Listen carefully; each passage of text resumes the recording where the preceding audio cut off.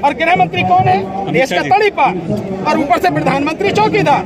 ये दोनों के दोनों मिलकर जिस तरह से देश की बेटियों का अपमान कर रहे हैं, मैं समझता हूँ इनके लिए इससे ज्यादा शर्म की बात आज तो नहीं रोक रहे। योगी सरकार किसी के सर खिलाफ नहीं है। योगी सरकार ठाकुरों की सरकार है, और ठाकुर जितना भी माफिया है उन सबको बचा रही है, और कुछ नहीं है। और एक धर्म विशेष के लोगों को मार रही है, और कुछ नहीं है। इस योगी सरकार की बात कर रहा हूँ। इतना बड़ा नौटंकी बात देश का प्रधानमंत्री है, और शर्म नहीं आती कि पूरा देश लगातार आवाज उठा रहा है। अभी तक इन बच्चियों के लिए एक शब्द भी बोला नहीं। और भी इससे ज्यादा शर्म की बात कि देश की बेटियां यहाँ बैठी हैं, पूरा देश लगातार यहाँ आ रहा है, लेकिन लाखों करोड़ रुपए फूलों की वर्षा पर खर्च किए जा रहे हैं चुनाव प्रचार में। पता नहीं कहाँ का किला जीत कर लाया। लेकिन क्या जनता के सैलाब को कभी कोई रोक पाया है? कोई सरकार जनता के सैलाब को कभी नहीं रोक पाई, आज भी नहीं रोक पाई, और आगे भी नहीं रोक पाएगी।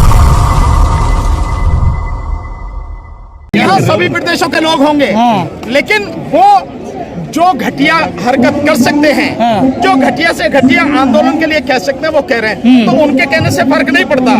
यहाँ पे अगर आप देख लेंगे सब लोगों को मिलके, देश के हर कोने से, हर प्रदेश से आदमी मिलेगा। मैंने अभी, मेरे साथी हैं जो यूपी से, और यूपी में भी जो बुंदेलखंड के इलाके से हैं, जो मध्य प्रदेश से हैं, जो बिहार से हैं, आने के लिए जो कह रहे हैं, अभी हमने रोका हुआ कि अभी रुको, अभी आने की जरूरत नहीं है। लेकिन मीडिया की खामोशी देखते हैं, केरल स्टोरी दिखा रहे हैं। कहाँ मीडिया खामोश है? आप सारे के सारे मीडिया नहीं है। मेन स्ट्रीम मीडिया की बात है।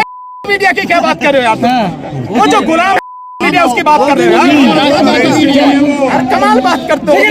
भरोसा लोगों नहीं बिगड़ रहे हैं। कौन कर रहे हैं? करते हैं ना, उनकी बात मान उनका भी अंत आएगा। मैं यही से घोषणा करता हूँ, ये देश की जनता उनका भी अंत करेगी। जो वो आज सरकार की गुलामी कर रहे हैं और सरकार के प्रवक्ता बन के काम कर रहे हैं, ये देश की जनता उनका भी अंत करेगी। ध्यान रखना। वकील है भानु जी, एक सवाल है आपसे, कितने केस के बाद इंसान को माफिया करार दिया जाता है? ये 40 केस तो इन पे हो गए हैं, तो इन्हें माफिया नहीं कहा जाएगा क्या? ये तो 40 केस तो वो है जो आपको दिख रहे हैं, जो कभी FIR हुई नहीं और जो हो नहीं सकती। आप उनकी क्या बात करो भाई? उनका बताओ ना क्या है। योगी सरकार तो माफियाओं के खिलाफ है ना? अरे योगी सरकार किसी के सर खिलाफ नहीं है। योगी सरकार ठाकुरों की सरकार है, और ठाकुर जितना भी माफिया है उन सबको बचा रही है, और कुछ नहीं है। और एक धर्म विशेष के लोगों को मार रही है, और कुछ नहीं है। इस योगी सरकार की बात कर रहा हूँ। अच्छा, पहलवान जब लाते हैं मेडल तो सारा क्रेडिट मीडिया मोदी जी को देता है, अभी कहाँ है भाई? ये तो मोदी से पूछना चाहिए कहाँ है। जो कह रहा था कि विनेश ये तो मेरे घर की है, ये तो मेरे परिवार की है।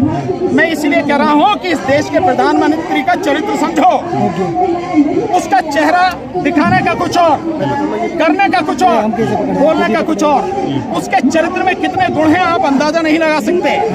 इतना बड़ा नौटंकी बात देश का प्रधानमंत्री है, और शर्म नहीं आती कि पूरा देश लगातार आवाज उठा रहा है। अभी तक इन बच्चियों के लिए एक शब्द भी बोला नहीं। कर्नाटक और नहीं, और भी इससे ज्यादा शर्म की बात कि देश की बेटियां यहाँ बैठी हैं, पूरा देश लगातार यहाँ आ रहा है, लेकिन लाखों करोड़ रुपए फूलों की वर्षा पर खर्च किए जा रहे हैं चुनाव प्रचार में। पता नहीं कहाँ का किला जीत कर लाया। उनकी रक्षा जो उसके बजरंग बली की सुरक्षा कर रहे हैं। बैठे हैं जो वर्ल्ड में झंडा फहरा है, मोदी जी का बजरंग बली का तो पता नहीं, लेकिन बजरंग बली भाई देश में नाम रोशन जरूर किया। इसकी सुन लो भाई। वो सर ऐसा लग रहा है कि जो पहलवानों के मेडल पर नेता भारी पड़ रहा है। नेता भारी नहीं पड़ रहा। नेता भारी नहीं पड़ रहा। एक देश का बेईमान प्रधानमंत्री जिसने ये तय कर लिया है कि जब भी समाज के मुद्दे आएंगे, लोगों के दुख दर्द की बात आएगी, न वो बोलेगा, न वो सुनेगा, और न ही उसे कुछ दिखाई देता। वो गूंगा, बहरा, अंधा। गांधी का पूरा 3 बंदर सारे उसी में गुण है अकेले।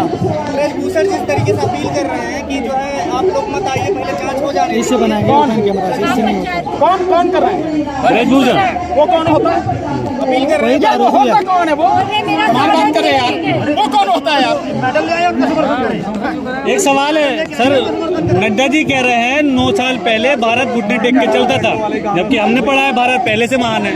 कौन कह रहा था? नड्डा जी कह रहे हैं 9 साल पहले, मोदी जी से पहले, जब वो प्रधानमंत्री बने थे, उससे पहले भारत घुटने टेक टेक के चलता था। लोग इसे इसी छवि से जानते थे। जब जैसे तुम्हारे जैसे भांड और तुम्हारे जैसे गुलाम पैदा हो जाए तो उन्हें यही दिखाई देता है। और वो वही ना नड्डा जो अभी वहाँ तमिलनाडु में गया, तमिलनाडु में जाके बताया कि भैया मदुरई में कि मोदी जी ने एक यहाँ पे एम्स की स्थापना की है और उसका 95% काम हो गया और 5% रह गया।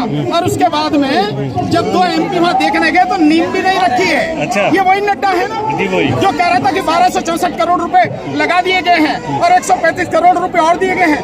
मतलब एक पार्टी का राष्ट्रीय अध्यक्ष होकर इतना सारा सफेद झूठ बोला कि उसकी बात कर रहा हूँ। उसे तो वैसे भी शर्म आनी चाहिए बोलने से पहले। तीसरी बार तैयारी कर रहे हैं। अच्छा नहीं इसने बनवाई है, ये जरा मोदी के सामने कह दें बनवाई है सरकार, पता लग जाएगी।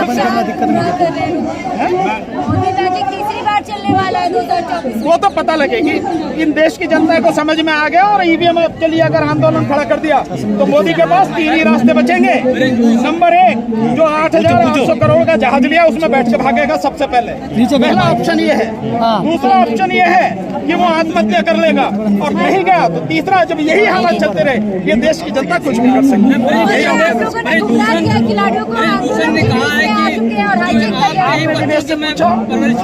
हमने गुमराह किया उनको, आपने बजरंग पुनिया से पूछा, आपने साक्षी मलिक से पूछा कि देश की जनता ने उन्हें गुमराह किया? नहीं ना, वो पहले आके यहाँ बैठे, उन्होंने अपनी पीड़ा बताई, उन्होंने आंदोलन शुरू किया और जब उनकी पीड़ा देश को समझ में आई तब लोग समर्थन में आ रहे हैं। और इससे ज्यादा शर्म की क्या बात होगी कि वो आंदोलन कर रहे हैं और रात में आके उन्हें उठाने की, उन्हें मारने की बदतमीजी की जा रही है दिल्ली पुलिस द्वारा। और पुलिस किसके अंडर में है?